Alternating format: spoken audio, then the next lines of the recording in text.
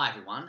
Yesterday night I had the pleasure to listen to a podcast on Vision Christian Radio's 2020 program featuring David Van Gendte, who is a very prominent activist against gay marriage and one of the most vile bigots in the country against gay people. But more interesting than what he had to say on this podcast was what some of the callers into the podcast had to say. And this is very interesting because Vision Christian Radio is the biggest Christian radio media network in the country. Right? I have not gone into the darkest vestiges of internet homophobia or alt-right forums trying to find bigotry here. I have simply listened to a Christian radio podcast and listened to what the callers and the participants had to say. And it was unbelievable in the amount of reliable, unvarnished bigotry against LGBTI people that came through. And so I'm going to play to you these three different calls that happened. In summary, what happened was the first caller said that she doesn't want to include her brother in her family because he's gay. The second caller blamed homosexuality and other sexual sin for natural disasters and global warming. And the third caller suggested that gay people should be put on an island with Muslims so the latter can kill the former. Let's have a listen. So the first call is at 1949 in the podcast. I have to scroll perhaps not exactly to that point because it's a short timeline, so it doesn't have every single space on it. So if you hear anything before the call starts, ignore that because that's not relevant. We don't need to worry about that. Yeah. So here's the first one. On this. Well, let's take some calls. 1-800-316-316. Let's hear from Priscilla in Victoria. Hello, Priscilla. Welcome along. Hello. Priscilla, what are your thoughts? I find myself really struggling with this issue, not because I don't have my own very strong conviction of what the Bible says is right and wrong and what God has put in place. But I have a gay brother and I love him dearly, but I don't agree with his actions. I find it hard to include him into our family when I love him dearly, but I don't want my children thinking that living a gay lifestyle is right or okay. You don't love him dearly. And I want to voice what the truth is, and I want to stand for what I believe is true, but I find, not because of my brother by any means, my hands tied, but I find it hard to know what to do and how to voice the truth and how to stand for the truth. How does a mum with kids in school here in Australia that doesn't agree with this thing going through and want to stand for what's true, how do we do that? Well, let's get some thoughts. David, your thoughts for Priscilla. Priscilla, beautifully said. So David Van Gendte thought that was beautifully said, that speech where she says that she has trouble including her brother in her family because he's gay. If you don't want your kids to know any gay people, then you're a vile bigot and your attitudes should have died out a long time ago. And I'm not going to not say that just because people are going to get offended by it. Right? Priscilla, as for the how do I speak the truth claim, have you ever thought about not doing that and just maybe keeping it to yourself, right? And not making it a big issue that's tearing apart your family because you're the one who's damaging your relationship with him, right? Believe it or not, I have Christian friends who think homosexuality is a sin. We can be friends because they don't endlessly tell me that they think that, right? If they did, things would be different, but they have enough respect for me to know that I don't want to hear that all the time. Right, so maybe you shouldn't just be endlessly emphasizing this to him, right? And maybe if you just said, I have my personal thoughts, and I think that's wrong, and you have your personal thoughts that you think my thoughts are wrong, but we still love each other, maybe it could work out, but you're not doing that, right? So that might be the source of your conflict, right? But again, the most fundamental point here is you don't want to include him in your family because you think, because he's gay. And David Van Gendte said that was beautifully said. So there's the first example of unvarnished Christian bigotry in this podcast. The second one is the caller who thinks homosexuality and other sexual sin is responsible for natural disasters. 33 minutes and 27 seconds this part starts at. A visiting gay couple who got married, in quotes. That's it. To join in our conversation, you might have your own insight, you might have a question to ask. Let's hear from Chris in Victoria. Hi, Chris. G'day, Neil. G'day, David. Yeah, I just want to make a broader statement in same-sex marriage. I just think the church leaders are not warning the politicians enough about sexual sin in general, because God warns that regarding sexual sin, He'll vomit you out of the land. And we can see that in Canada, bushfires, in New Zealand floods. They've got gay marriage there. We have all the sexual sins: abortion, pornography, adultery.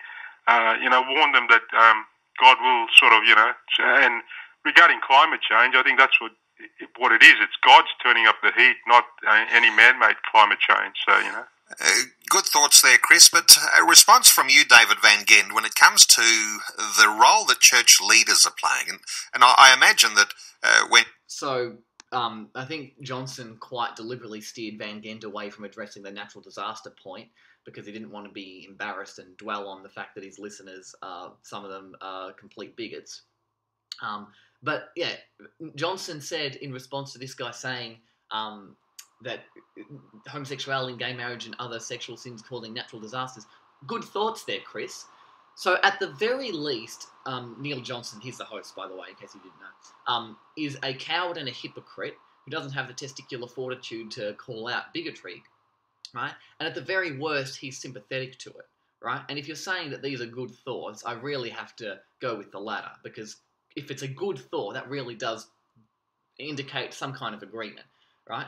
So this is the caller calling in, blaming gay marriage, homosexuality, other sin for natural disasters, and the host saying that's good thoughts, right?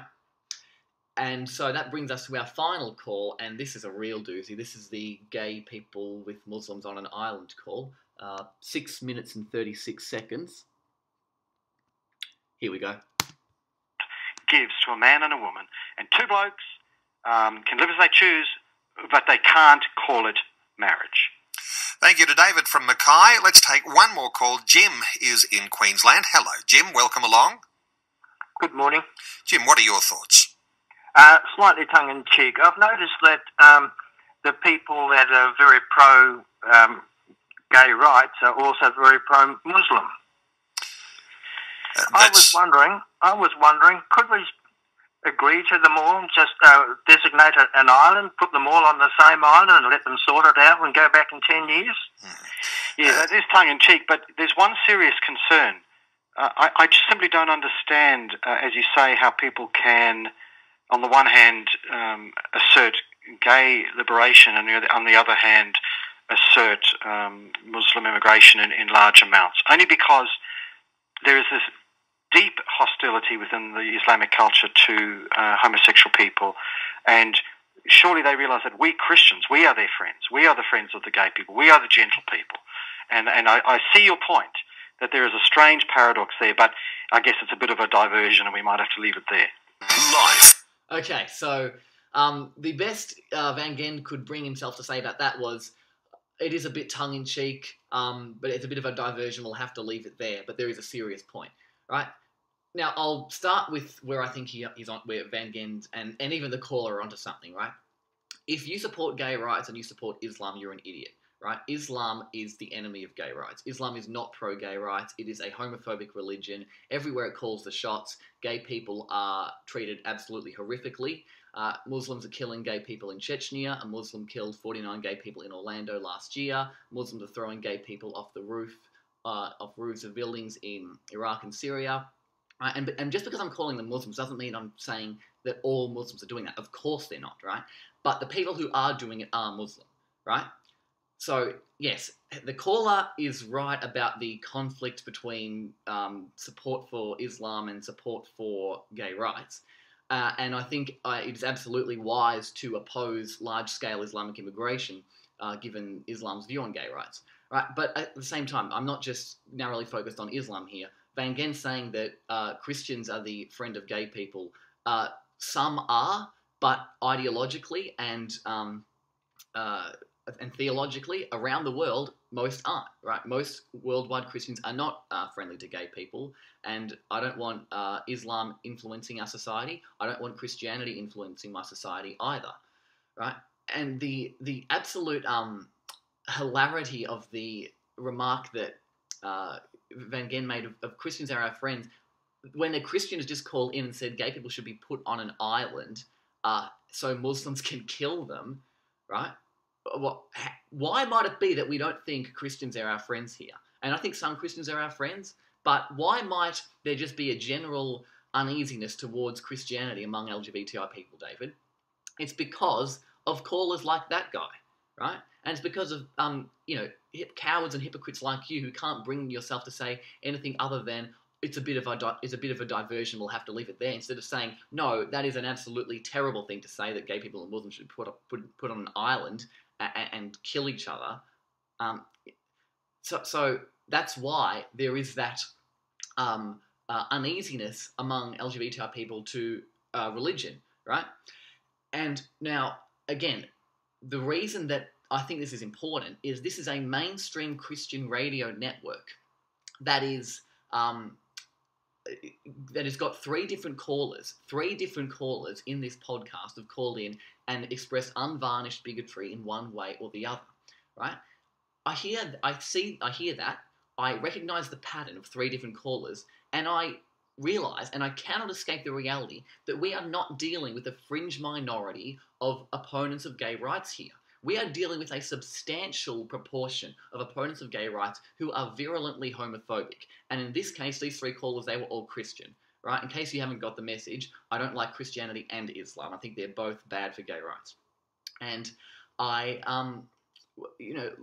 cannot see any way to avoid that reality, right? When there are three different callers saying these things, and the host and the guest can't bring themselves to say anything about it on a mainstream Christian radio network, then yes, I am worried about the attitudes of a lot of Christians, not all, but a lot, right, just like Muslims, towards gay people, and I don't want Christianity influencing our society, right? And, they think that they're doing a good thing. They think they're contributing good to our society, but every time they speak like this, they just prove why we can't let religion influence our society.